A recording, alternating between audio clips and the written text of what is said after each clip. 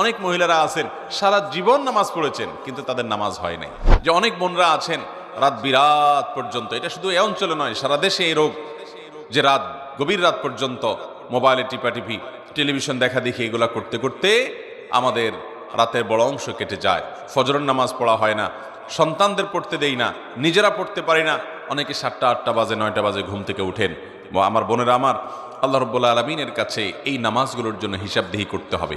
দুনিয়া চিরকাল থাকার জায়গা না বোনেরা আমার।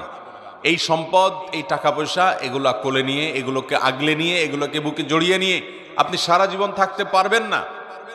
বিশ্বাস করুন, আল্লাহ রাব্বুল আলামিনের কাছে আমাদের সবাইকে যেতে হবে। ইন্না লিল্লাহ, নিশ্চয় আমরা সবাই আল্লাহর সৃষ্টি, ওয়া ইন্না ইলাইহি রাজিউন, আর আমাদের সবাইকে আল্লাহর কাছেই ফিরে যেতে হবে। যেহেতু আল্লাহর কাছেই ফিরে যেতে হবে, অতএব আসুন আমরা 5 ওয়াক্ত নামাজের ব্যাপারে ইহতিমাম করি।